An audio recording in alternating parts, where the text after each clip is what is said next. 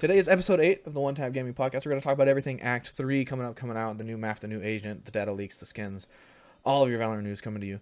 I'm your host, Solemn FPS. Joined with me, as always, are my two lovely co-hosts. I got Rums. How you doing today, Rums? Hi, everybody. And I got Smith. Smith, how's it going?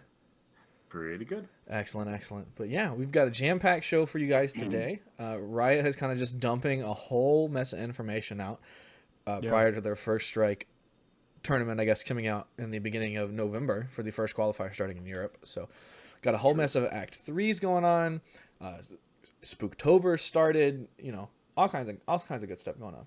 Yo, what's up, Mandrew? How you doing, boss? So yeah, we're living it up. Let's see how this all goes. But for the week, I had a pretty great week. Mandrew, I appreciate that follow, man. Had a pretty good week. School's going to school. 15 hours is a lot. I had a lot of assignments. I had 16 assignments, a midterm, a coding project, and something else that's due this week that I can't remember that I need to go find out because I'm pretty sure it's not due yet, but it might be due yet. Yeah, it's for sure. But Rums, how's your week been? Because I missed you last couple of days. Yeah, so Spooktober kind of started out pretty horrible for me. I caught a cold. Well, I went camping this last weekend, and it was great until I got home, and then I had a cold because I didn't sleep warm enough, which was, my fault. I had everything there for me to sleep warmer. I just didn't. Yeah. Unacceptable. But I ended up watching Halloween Town and returned to Halloween Town while I was sick. There you go. Yesterday. So Spooktober's off to a good start. I hear you. I'm on the mend. Basically feel normal today. And then during my illness, I broke down and bought Crusader Kings 3. Yep. Because that's just something that's been on my wish list a long time. And there was a review that kind of pushed and swayed me into purchasing it. But I'll put that in the Discord when we're done here. Fair enough. So that y'all can read it. It's really funny. You guys can join us in on that one. Smith, you've had some ups and downs this week. Had some fun news. I think this morning you had a kind of early wake up call coming out. I did. This morning was I decided last week I wanted to cook a brisket one day this week. My wife got me a smoker about a month ago now. Excellent. So brisket's been the thing that I've been wanting to do. It takes about 13 hours to make a brisket. Only if you do it right. So if I wanted to eat dinner at like a somewhat reasonable time, I had to get it on the smoker at like 3 a.m. Yep. And so like 3:30 this morning, I was out there in my old man slippers and robe, just I hear you. throwing a brisket out. Just tell me you wear a nightshirt, please. No nightshirt for. I'm not quite nightgown? not quite that old, but I do have. He's not there yet. Okay, let him get to his 40s. Okay. He'll get there. I'm just picturing like. I'll only be a year away. I haven't just experienced that joy in life. Listen, I'm picturing him with like the bunny slippers, and, like tattered blue robe that's like almost tied together but not quite, just like poking the smoker. Like, all right, come on, I need to go back to sleep. Let's go, hurry up. It is a tattered blue robe. That's awesome. But yeah, other than that though, playing Valorant, doing a little bit of League. Doing maybe I'll try to push into silver before League ends. I only started playing it a week ago this year, so we'll see if we can do it. But other than that though, pretty good week. Excellent. Well, let me see here. Looks like I have some audio problems. There we go. But yeah, it's awesome. I'm glad everybody's having a good day so far. Good week. Yeah. We have a ton of Valorant news to get into. Riot has decided to just kind of drop a massive load and updates of what is it? We've got range changes to talk about. We've got a new map to talk about. We've got a new agent to talk about. We've got new weapon skins that are coming out. All kinds of massive, crazy stuff. So I'm going to go ahead. We got the link to the article. I'm going to go ahead. I'm going to just toss her into the chat. Pull that up too. Pop that bad boy open. I'm going to pop it over into the chat. So I'm going to pop over here into this news article. First and foremost, I'm going to talk about the new map. It's Icebox. Mainly because this is the main thing that I'm happy for. That's kind of coming out. I wanted a new map for a really long time because the same 4 maps it gets kind of old after a little while. But the new ice map looks interesting. Smith pointed it out to me. I actually didn't see it on my first couple watch throughs. There are zip lines on the map. There are. So we're going to be zooming and flying in the sky. If they're usable. Oh, they're usable. They are usable. They are? Yes. Yes. So Riot made like a map like reveal on top of like their little Twitter video that they posted, and you can see them, and they talk about in this article that we're going to be talking about with the defense side having access to some zip lines to start the match off. That's absurd. Yeah, lots more verticality, just on top of everything else.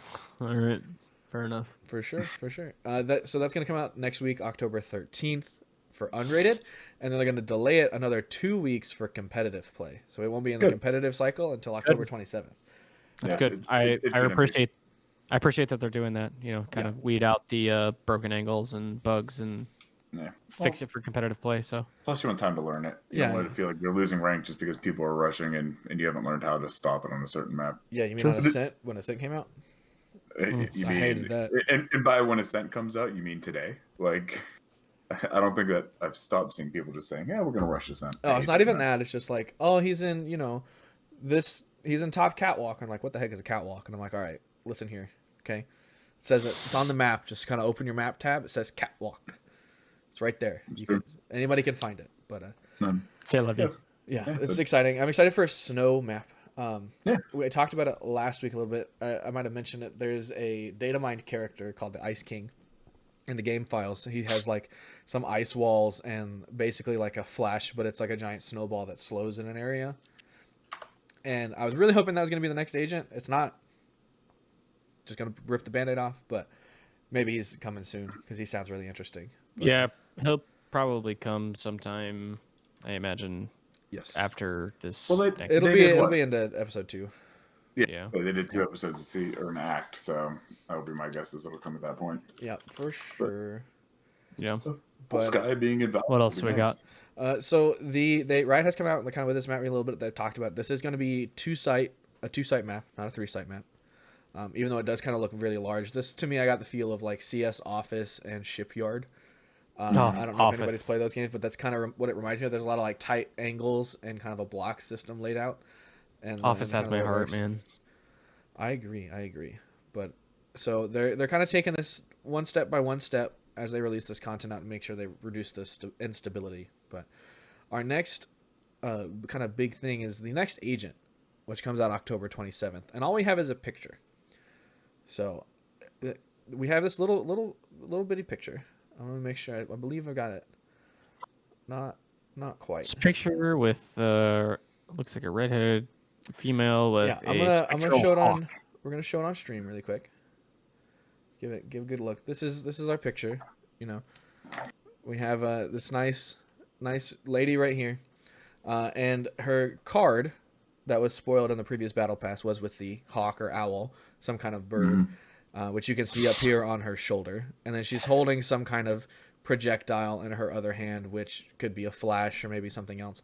And she has this kind of naturalist vine leaf kind of shenanigans going down. And then down here at the bottom of the page, we have this card, which I'm going to zoom out again so you guys can see it. It's this little fox man, just a little chilling.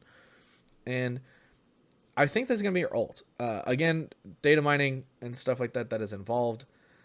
They have kind of come out, and we've seen, as far as the data mining goes, she has this owl, which is supposed to be this automated version of the Sova drone, where it'll give you kind of sight lines and stuff along a path. You kind of chuck it out. And then she's going to have wolves similar to Spike Rush wolves that kind of go out and seek an enemy. Yeah, I'd be wondering how if it truly is like an automated Sova drone that you don't control kind of deal. Yep. Like what the programming for like the path that it takes is. Is it something that'll be like a raised bot where it'll go in a straight line until it detects somebody? Or is it something that's just going to keep going straight and give you like 360 vision around it? I kind of wonder if it'll be like an Ashe arrow from League of Legends with her like passive where she can just kind of chuck it across the map. And then it blows up, and there's a sight line, and like if it passes something, then it'll see it. So maybe it's like a bird, so it goes up and it soars over walls, and you kind of get a little AOE, kind of like maybe a little bit smaller than the width of Omen, and then that line it reveals sights, that kind of stuff. Yeah, that could be nice. I've been leaning. The data mine has said 2 things: it's either a flash or an AOE heal as the other ability that you see in her hand. I really, really hope that it's an AOE heal, so that we have a more passive kind of person, I guess, than like Sova, because she really feels like she's going to play a similar role to Sova if she has these kind of tracker wolves and the owl to gain information. So I'm excited for this. I think this character is going to be really cool. I love pet characters. I played Hunter as like a tertiary character through WoW, even though I never actually like raided with one. But I loved playing the Hunter and the kind of the Druid like class. I don't know. I think the Naturalist characters are really cool. They make me happy. So it should be fun. Be fun. I'm excited for this character. 100%. I'm just excited for new stuff. I'm excited for new content. New content in general. Agreed. Anything being added is, always a huge plus. Exactly. And then going back to this kind of same image, we're going to go back to this Uno Mas time. Because the next thing I want to talk about is these gun skins chilling. Because we don't do a lot of cosmetics talk on the show. But because it's kind of hard to translate. It's super hard to translate in audio. But I'm going to talk about this. And this little Vandal pack on the right here. They didn't really give us a name. But this looks like a karambit down here. On the knife. I'm circling on the stream in the video if you can see. Your boy likes karambits. It's one of my favorite things.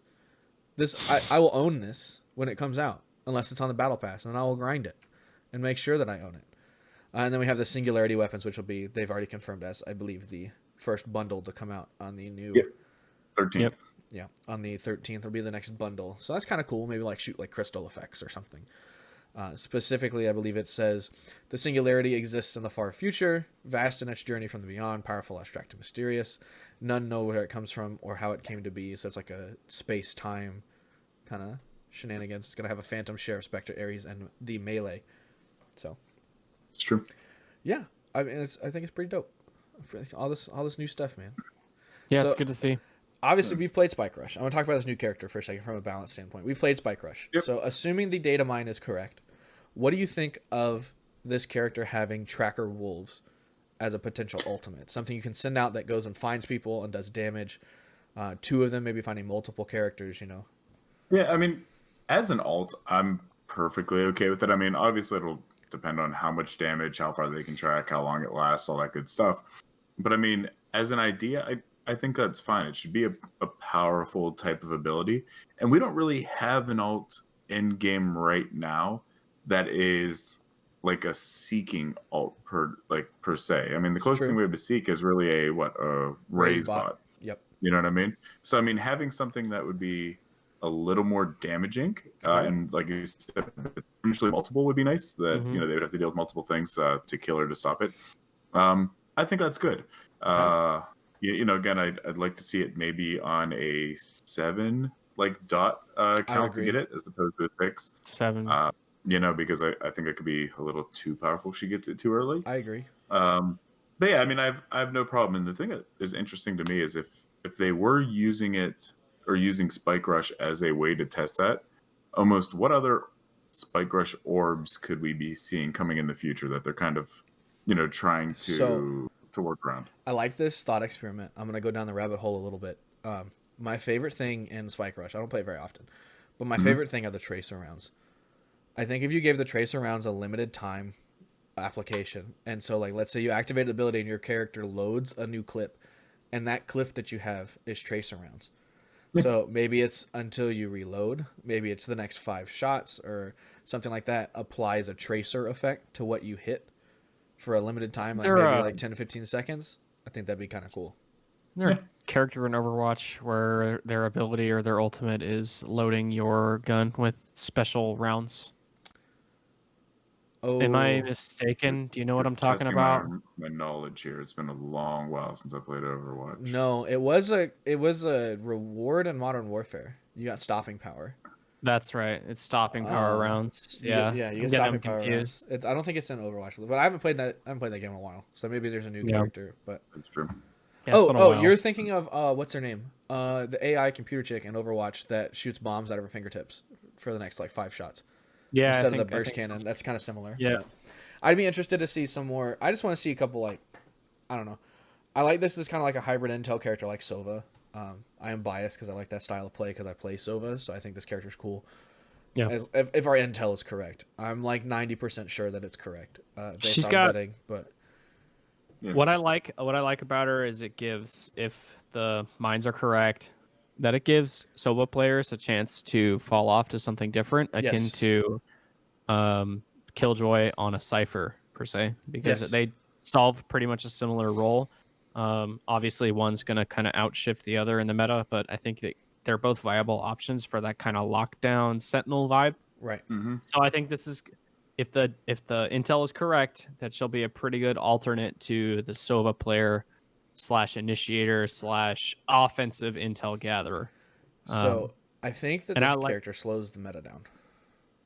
Yes, which is and cool. I think that's probably by design. Yeah. If I had to guess, because it's we've talked about it in episodes past. The meta is just too fast. It's very quick. Yep. And too aggressive. A lot of it is the flash centric meta that we've kind of now have established with Breach and Phoenix seeing a lot more play, and some top tier organizations even throwing Reyna on their top frags.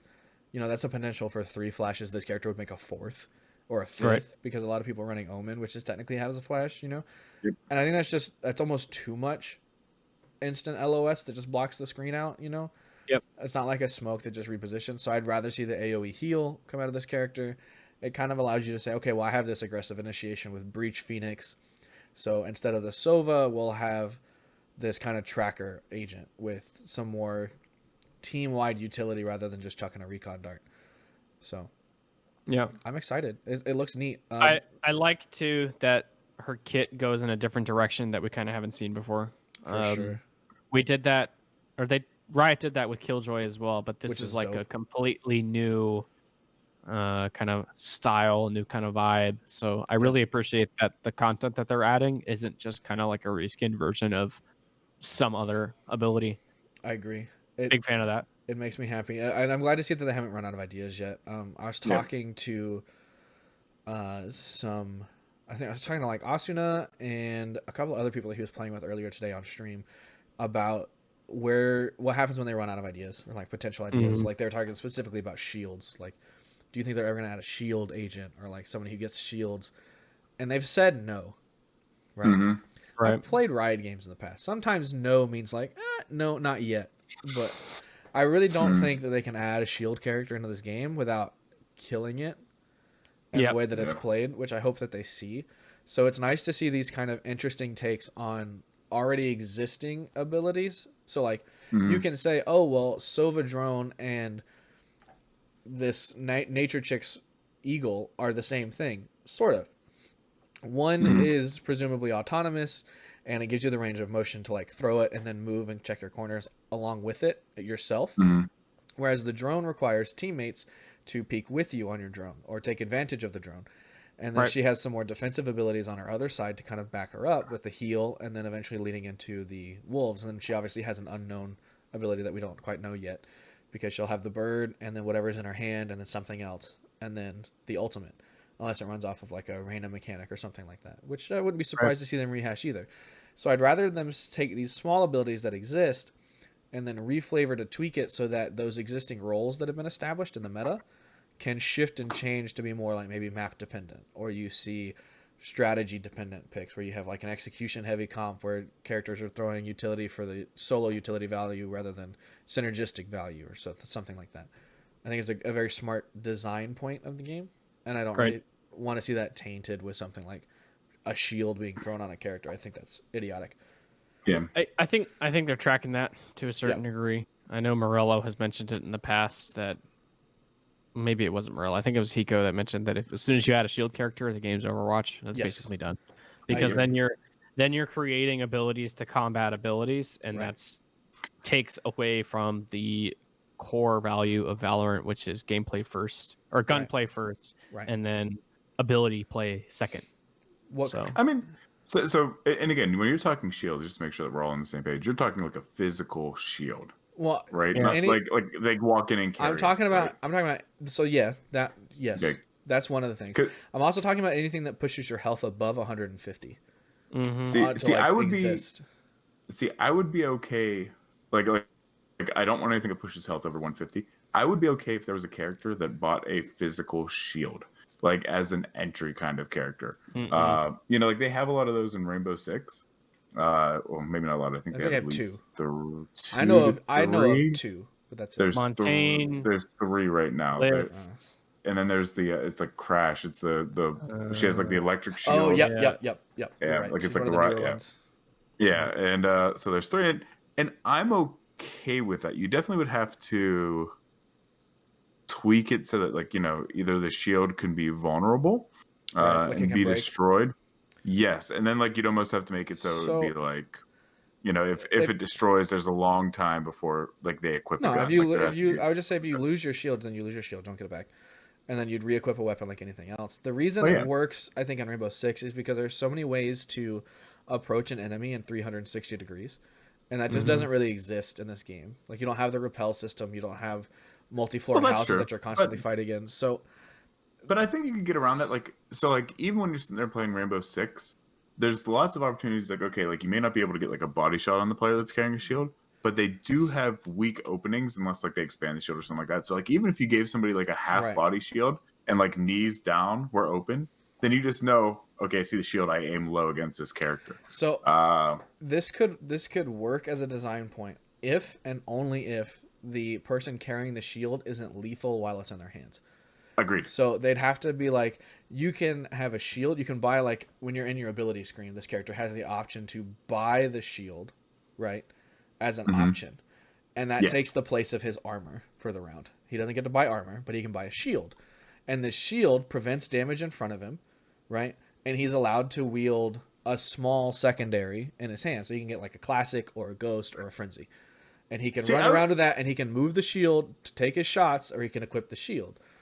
That's the only way I see that being balanced in a game like this. I would be okay if they still let him buy armor, and I know we're getting a little off topic, but like I would be okay if they still.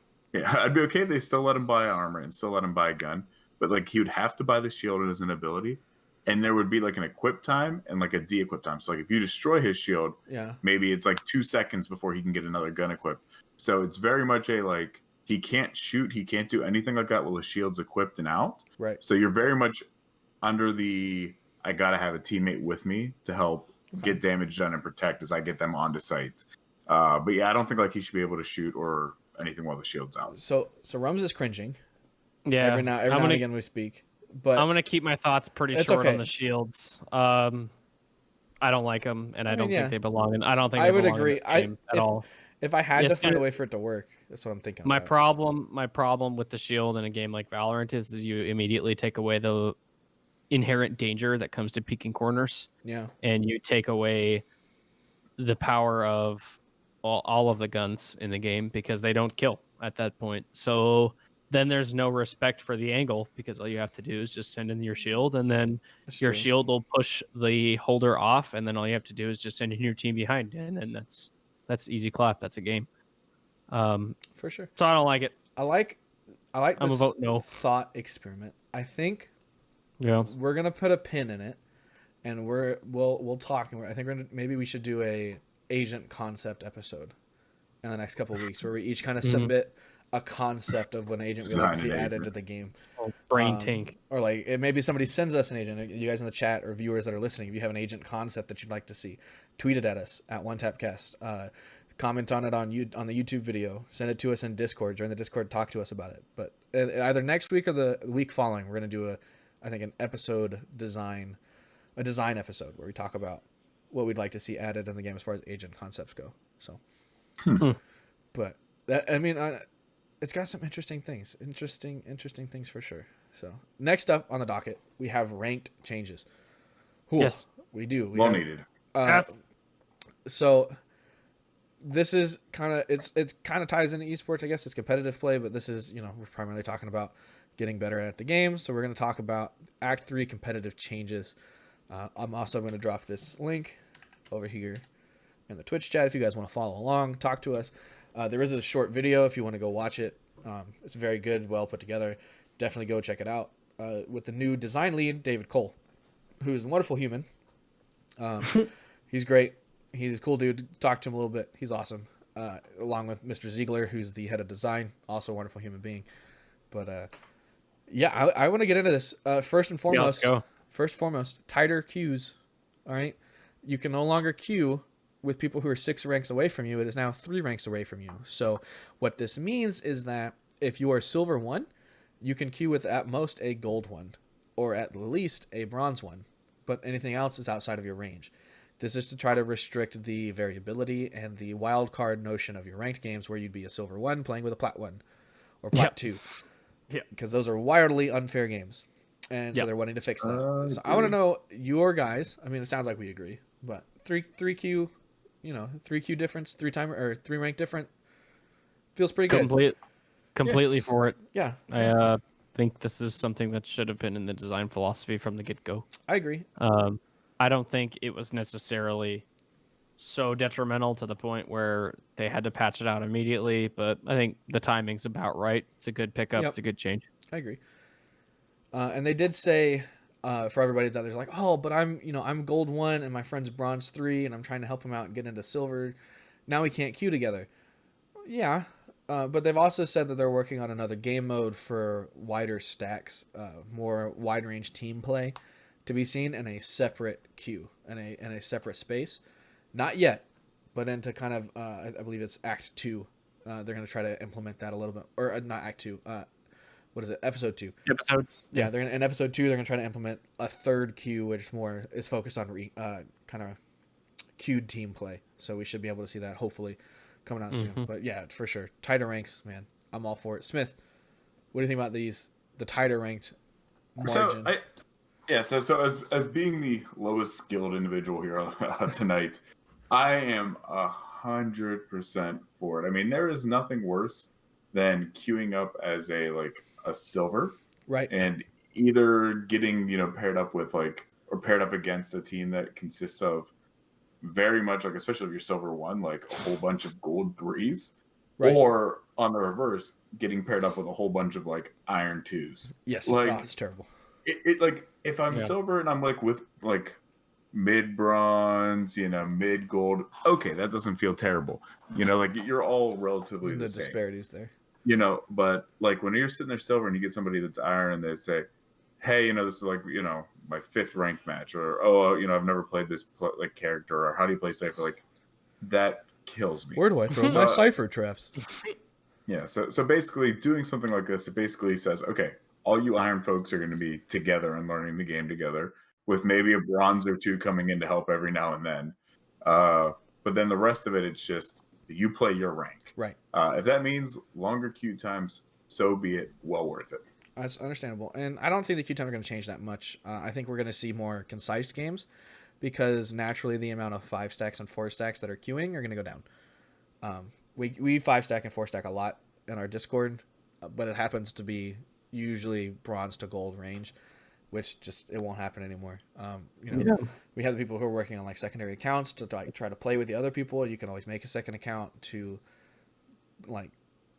qualify. I don't want to say oh, I'm diamond, I want to play with my silver friend. Go to play unrated.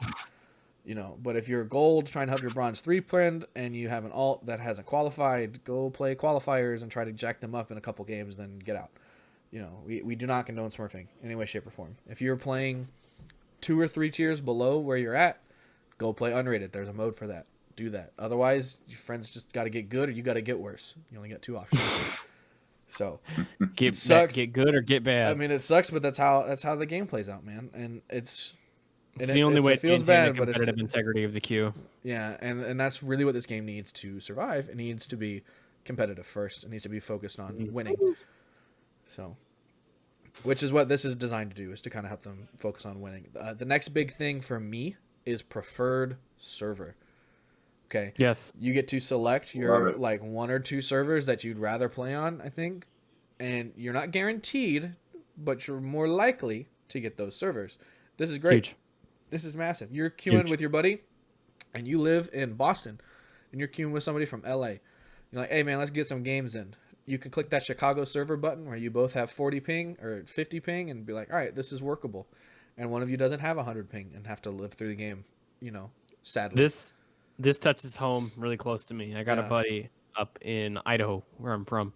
Obviously, I live in Tennessee now. We love to play Valorant together. We love playing competitive games. Right. But every single game, either one of us has 110 ping, while the other one has about 30. Yep. It's I wish I could just take some and give it to him, and I could take on some of his bad ping. Why can't we just queue to the middle? Right. So this is huge. Yeah, this is very wonderful. big thing. This is great, and we obviously know that it's there. The technology's there because it's in custom games. You get to choose your server for custom games. So this is great. This is any other ranked games that are watching competitors to get ideas. Take this idea. and use it. Just say, hey, that's a good one. We'll slap this into our game. Because ping and laggy duct tape servers is one of the biggest turnoffs for me in any game. If I'm consistently, if I'm playing your game, I'm like, oh, this is a really cool game, and I consistently just getting queues of like 80, 110 ping over and over and over again, and I look it up, and you have East Coast servers. I'm like, all right, what the heck? What's going on? You know, like, it was one of the things that pushed me out of Smite originally, like a long time ago. Like, the game got kind of dull or whatever, but I went from having 40 ping every game or 30 ping every game to having 80 ping or 90 ping every game, and I'm like, what the heck? Cannot land skill shots like this. It's a huge difference for skill shots and stuff like that, especially in a game like Valorant. Like when in my example earlier with my friend who lives up northwest, it sucks for me, like, because I'm an operator, right? Having 100 ping while the other person has 30 ping is the difference between me hitting that shot and me missing that shot. Yep. So it's leaps and bounds. Yeah. I know in some games 110 ping is playable. Not in FPS. Valorant, it's not so much. Yeah. It's just not. It's not doable. We had an instance. I think I was solo queued a ranked game or something like that last week, and the Sova and the Jet were dueling at the end, like 1v1 to clutch it out, and they actually traded on the kill bar because she had knives out and he was using the Vandal, and she threw the knife and he shot the Vandal, and I guess there's a tiny bit of projectile speed, or maybe the ping was just close enough. But the server registered them as killing each other at the same time. But the Jet was a nanosecond faster, so the Sova lost the round. And it was hilarious. Wow. Because you just see them, you hear the shot and the knife throw at the same time, and they both fall over, and then we lost the round. But I was like, I'm not even mad. It's okay.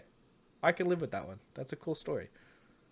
But if you guys watch the stream, you'll catch those kind of games, because I believe it was on stream. Anyway, next is that the Immortal Plus ranks, for any of our viewers who are Immortal Plus, God bless. Your ranks now only matter on your win-loss and the discrepancy of how you won those games. You won that game 13-1, you gangbang and swim in an elo. You win that game 16-15, you get a little bit of elo. You know, same thing vice versa if you lose. If you win that 13-1 and you go 12-2, doesn't matter. Same elo as the guy who went 1-13 on your team. Only thing that matters is your win-loss and how hard you win or how hard you lose. I think this is really, really great. Pretty decent, yeah. For the top end of gameplay. Lower end gameplay, I think that this needs to stay away until like maybe Diamond at the lowest.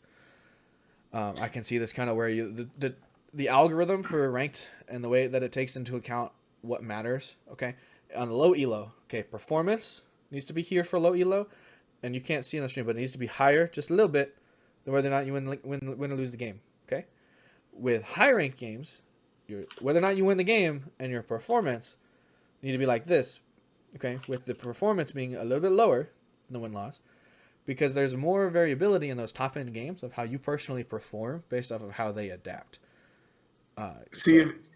If that's how you feel, though, the one thing is I think that they need to be more transparent at the lower elos, if that's going to be the case, as to how much your performance is impacting where you go up, whether it be just show me the numbers or not, because if not, it kind of to me just feels like win-loss. Like there's been too many instances where we've been playing with people and our top frag MVP could be like 25-10. We still lose the match and they still D-rank at lower. Yeah, you know, it could still be greatly D-ranked. It's one of those things that right now it feels like win-loss is really the only thing that matters. And it matters more, for sure. Yeah, and I know it's not, but you know, if this is something that they want to implement and keep it outside of the ranks and ultimately say it's only going to start at Diamond or going to start at Immortal or whatever, they need to be transparent at lower ranks, because then you understand how much do I need to focus on individual skills or do I really need to focus more on the team play? Right.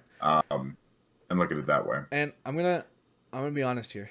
It is starting in Immortal games only, Immortal Plus games only, but they are looking, if it goes well positively as a receptive thing and the data is more clear, they're going to trickle it down and try to apply the pure to the majority of the ranks or all of the ranks, which it kind of sucks in lower elo. But if I'm being honest, if you're in the iron to really gold, like the beginning of gold, if you're just different, if you're just like hitting it on point in those games, If you are just built different that day, you by yourself will win those games. Whereas you can be on fire in an Immortal Plus game and just lose because they have better team play.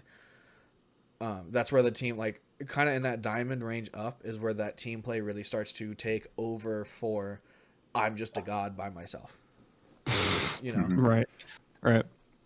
So I just kind of think the lower elo algorithm needs to be maybe revisited a little bit. Sure. I don't know what it is now, so it's hard to compare it, but whatever it is, it doesn't feel like it's inherently right. So I just think it needs to be tweaked, but just a hair. That's what they've come out and said. It's like, hey, we're listening, keep giving us feedback, keep talking to us. We're working on our systems. You know, they haven't implemented everything. They haven't done like visual elo or anything like that, but they said we've got more projects. We're working. Just be patient. It's coming. Just wait, and we'll give it to you. So, and they've delivered so far. I've got faith. Yeah, like all this news, I'm sitting here like, man, I need some info about ranked. And Riot said, we got you, BB. Listen to me while I talk to you, and then whole ass article. So, I'm excited. For those of you still grinding, your Act Range badge is completed next Tuesday, I believe, at 4:30 Eastern in the morning, or like 4:30 Pacific in the morning. One of those two. It's between that 4 and 7 a.m. range to get your last kind of grinds in to finish your Dorito chips, as I call them. But that's kind of it. That's what I got. Right, we're getting a top 500 for Radiant. So your Radiant's gonna have a leaderboard. So all those Radiant players that keep smurfing in your games, because we all know that's why you lose. It's not because we're bad. It's because Radiant players smurf in our games. Exactly. They're gonna have something to grind for now and trying to be top whatever on their leaderboard, which is super cool. Bravo. Incentive. One of the only things Overwatch did right, and I'm glad you listened and took it into your account. You know. One of the only things that Overwatch managed to do correctly for the entire lifespan of that game. Blizzard did correctly ever. Yeah. So, but I digress. But yeah, that's kind of it. That's all I got for my big news as far as the Rito stuff goes. We're going to be talking about esports next Monday. We're going to be talking about our kind of thoughts and pre-beliefs for the beginning of First Strike. That starts in November. So we're going to start leading into, I believe next Monday is the 12th. So on the 12th, me and Rum is going to break down First Strike, the top 3 teams that we think have the ability to perform well in the European and North America regions. And then we'll do the other regions on a later date after we get some more intel on those teams as those kind of come to fruition. So off top of your head real quick, your top 3 NA teams go. Ooh, top 3 NA teams. I've got Sentinels. Definite top 3. I don't know where. This is not ordered. Not ordered at all. Yeah, just spit them out. I've got Sentinels. I've got Cloud9 and 100 Thieves. The fact you didn't pay 100 Thieves first shocked me. Even if it's not in order. I had to build my suspense, Smithel. Keeping them on their toes. Sentinels, 100T, and Cloud? TSM, I think. Ooh, for me. TSM.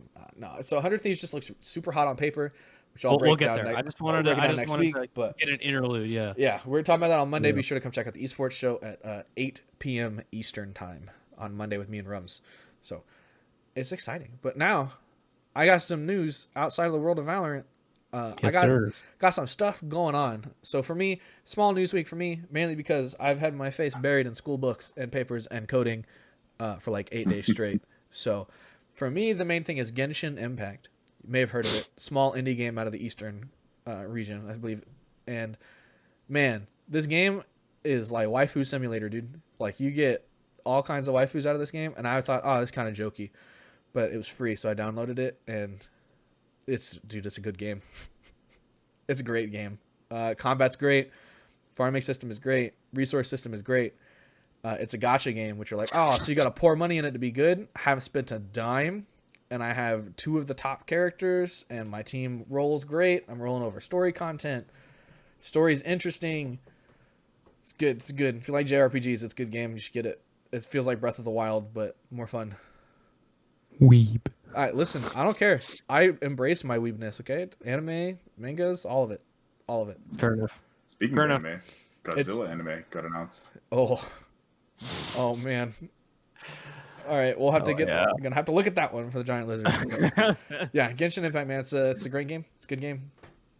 It's a win column for the old solemn. But Smith, Godzilla anime. You have a game. Yeah. You and Rums have a game in common.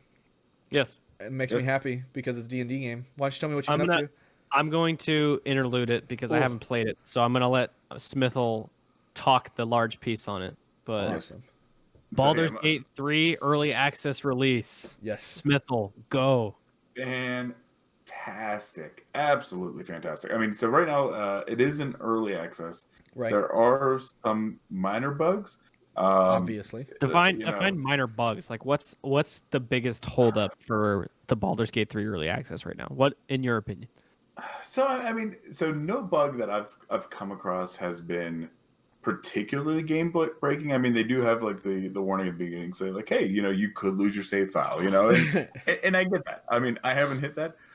There has been a couple instances, very very seldomly, where like you go to perform an action and it doesn't work, or like you sit there and try to like you have to very carefully try to like plan where you're going to put your mouse to like get it to take a path, because it doesn't quite, like, the pathing system doesn't want to quite go where you need it to go, and the most makes sense Natural fashion. So like you'll have to like click like 4 or 5 different ways to get to where you want, like do it in smaller things.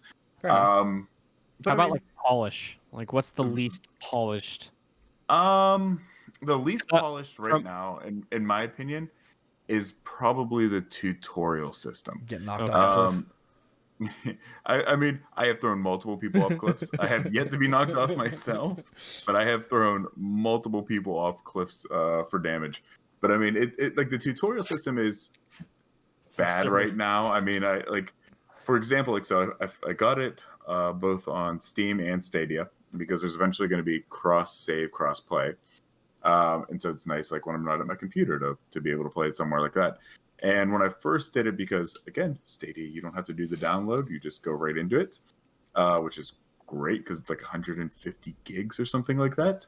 Like the very first thing it says, it's like you wake up on this like mind flayer ship, and it's like press L to open your journal. And I'm looking at my controller like, well, what's this now? And then like I have to go find it, and what's an L?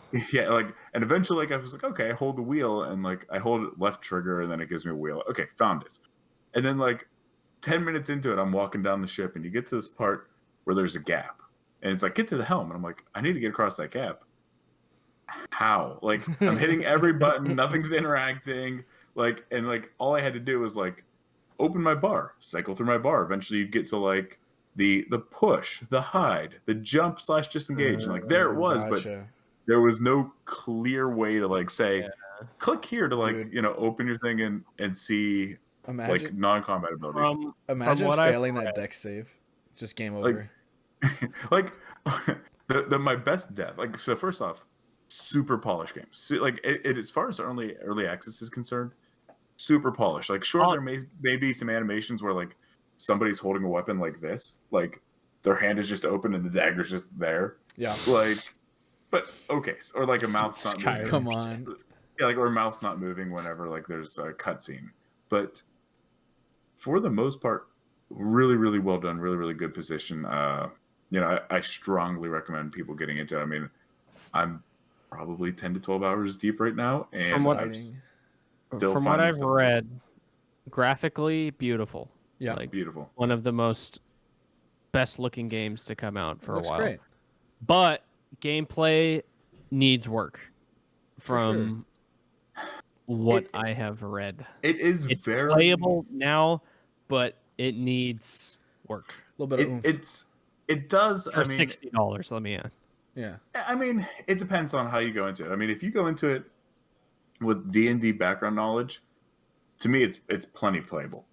Okay. Like I understand what I'm doing, I understand how the turn breakdown is, like, what an action is, what a bonus action is, all that good stuff. But if you don't, you would be confused and you'd be like, this feels like a worse Divinity Original Sin 2. How does it play in comparison to Baldur's Gate 2? So very different, yeah. It's very much like, so it's done by the same team that did Divinity Original Sin 2. Mm-hmm. If you've played DOS, if you've played DOS 2, it plays like that. Yeah, it looks like identical.